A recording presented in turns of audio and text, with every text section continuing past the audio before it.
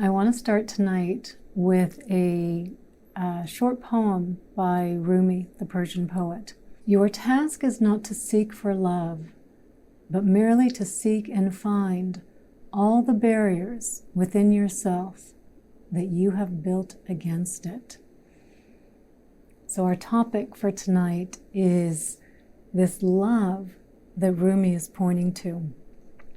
And what he is saying is, don't seek it, implying that it is something outside of you, that it is something other than you, that it is different from you.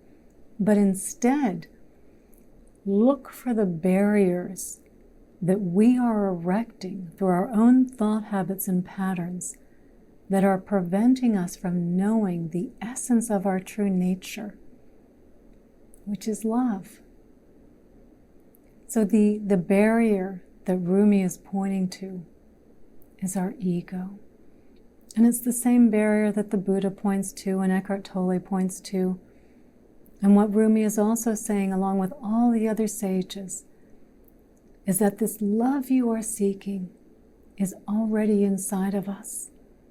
That we don't need to transform, we don't need to change, we don't need to become something different other than what we already are. That the essence of our true nature is love. And that the only reason that we don't experience this is because we are so strongly identified with our ego. So when we are lost in our egoic thoughts, which is a lot of the time, when we're having these thoughts about what they're doing over there, and I don't like what they're doing, I don't like it, they shouldn't be doing that, and I don't like that that person was unkind to me, and I don't like that that person didn't give me the recognition I deserved, or isn't giving me the attention that I deserve. And I want this over here, I want the good conditions, I want everyone to praise me, I don't ever want to feel blame or be criticized.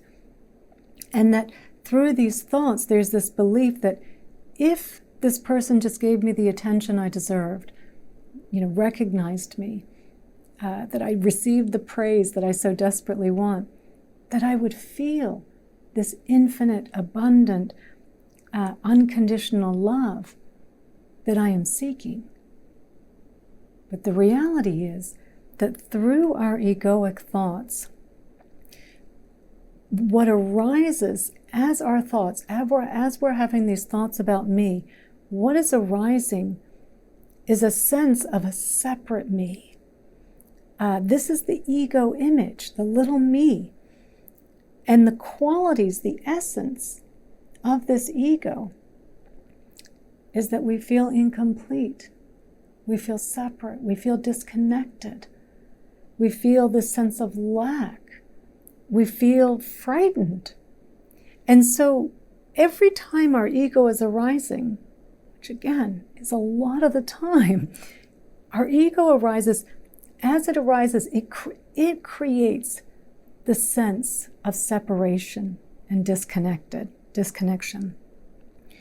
And out of that feeling of being separate and disconnected, it then imputes our happiness on some, or this love that we're seeking on some outer object, and says, well, if you can get that, so if you can push away, what you think is stopping you from getting there, or if you can get it, something that you think is going to give you this, then that's the love you're seeking. And then it keeps propelling us on this cycle, because of course we never get there, right? All it's doing is sustaining the ego, the sense of separation, the sense of disconnection, preventing us from knowing the essence of our true nature, which is love. So we're spinning our wheels trying to feel the sense of love that we aren't experiencing simply through the arising of the ego, which has created the sense of disconnection in the first place. So the challenge for us when we're being asked to look for the barriers that prevent us from knowing the essence of our true nature, love, we don't see the barriers because we think we are the ego. We have so strongly identified with it. And we have just been so utterly fooled again and again Even though we talk about the ego here endlessly, and everyone's in agreement, right? We're all on board with this. We understand that it's causing us suffering.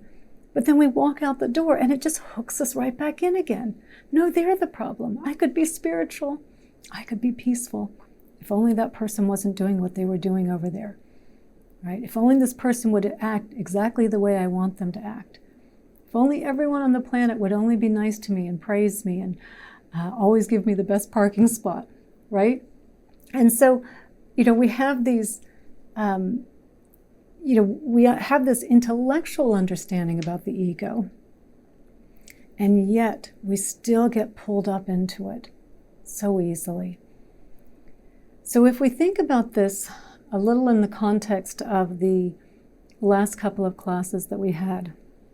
So 2 weeks ago, we talked about the most important question in the world. What is it that we want more than anything else in the world for ourselves?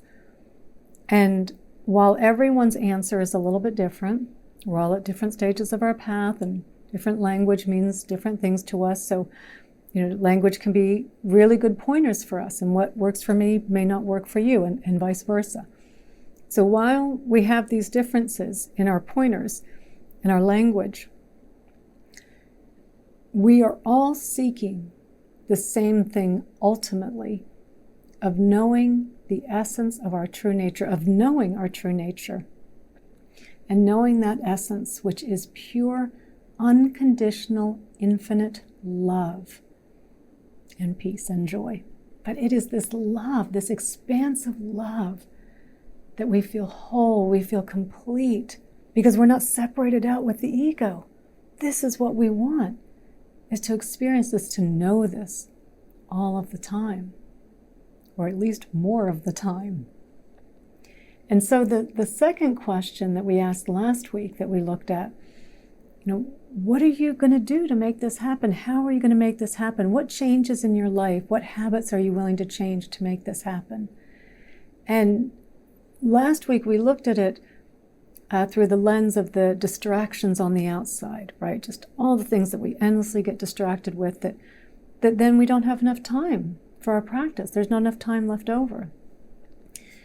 But I would also suggest we look inwards to look at the biggest distraction, our ego. So when we ask the second question, that we really spend a few more minutes contemplating it, really thinking about the answer to this question. If what I want, and again, your answer, while I was saying we're all ultimately going to the same place, still use whatever answer you're using, whatever speaks to you. But if your answer is peace, to know that and say, well, why am I not experiencing peace? What is it that I keep doing? Where are the barriers that I am erecting that are preventing me from knowing this peace? And let me just look back at my own experience to see how this has been true, to keep seeing how this plays out over and over again. And to think about this very short poem or quote from Rumi. Maybe print it out, maybe memorize it and ask it again in the self-inquiry question, or say it in the self-inquiry question. Because often when we hear things in a different way, and I find with poetry, it really kind of pierces through that veil of illusion in a really dramatic way. I mean, poetry just has that power. And for me, this particular poem has had a lot of power in that, in helping to really see more clearly how my ego, that it is the barrier, and how it can prevent me from knowing the essence of my true nature, that love, and has really helped to help free me from the hooks of my ego. I mean, I'm not entirely free, I will be clear about that, but it gets me less and less. And this poem has been a really big influence in helping me to abandon the ego more quickly, to get out of its trance, to come back into the present moment, to breathe and then feel, kind of just looking around and using sight, sound, touch, taste, smell to ground myself back in the present moment. And then in the absence of that ego, of really feeling that expansiveness again, of feeling that sense of wholeness again, of feeling that sense of love, that I'm complete, I'm whole already. And so hopefully for you, this will help you to pierce, again, that veil of illusion, of delusion, so that your ego doesn't have as much of a hold over you. And so I would suggest, print the poem out, say it to yourself every day. And in the second part of the self-inquiry question, and in our meditation today, we'll spend a little bit more time there to give a little bit of space for you to contemplate it, to explore this a little bit for yourself, to familiarize your mind with it so that you are better prepared for the next time that barrier starts getting erected and your mind is looking outwards. They're the problem, not me. I could be spiritual and peaceful if everyone would just do what I need them to do. And in that knowing, going, oh, it's not, actually it is me, right? To always turn our attention backwards. Actually, it's me. I'm the problem. They're not the problem. I am. Because the reality is there are always going to be people that are unhappy, that are going to blame us, that are going to criticize us, that are going to be rude to us, that are going to be unkind, that won't give us the recognition we think we deserve or the attention that we want. I mean, that is the reality of the world that we live in. And we don't want to, just be so reactive every time that happens to us, creating this barrier preventing us from knowing the essence of our true nature of love. And the more that we spend, the more time that we spend being present, really in awareness of really knowing our true nature, of feeling that sense of love, the more easily we will let these things slide off of our back as well. We won't get so triggered because we'll understand that person's having a really tough day. I really hope that whatever's happening to them, I hope that I hope their problems get fixed. I hope they find some peace. I hope they find some resolution. I feel for them, right? Not to take it on like, oh, I can't believe they're such a jerk, but instead to have compassion so that we keep our hearts open, so that we keep that sense of love, which is what we want. And in doing that, right, we don't let the barriers come up. So it really helps us, the more time that we spend there, the less easily triggered we are, the more that we're aware of how these barriers come up. It all just keeps kind of keeps helping us get closer to spending more and more time in our true nature, really feeling that essence of love, because we do all spend time there, right? I know several of you have been practicing with me for years now. We all spend time as our true nature, and we keep expanding upon that time, and yes, still getting lost, but much less, much less than we did in the past. And even when we do get pulled in, for not as long.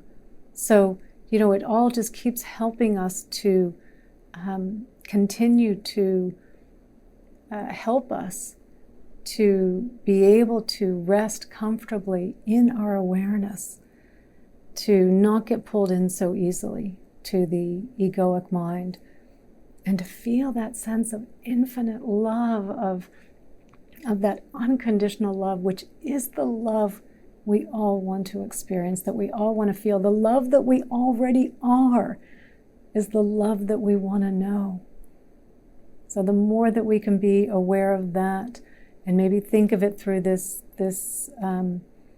poem, our task is not to seek love, but merely to seek and find all the barriers within yourself that you have built around it. To maybe say that to ourselves every day, to keep reminding us that it's already here. We are already complete and whole.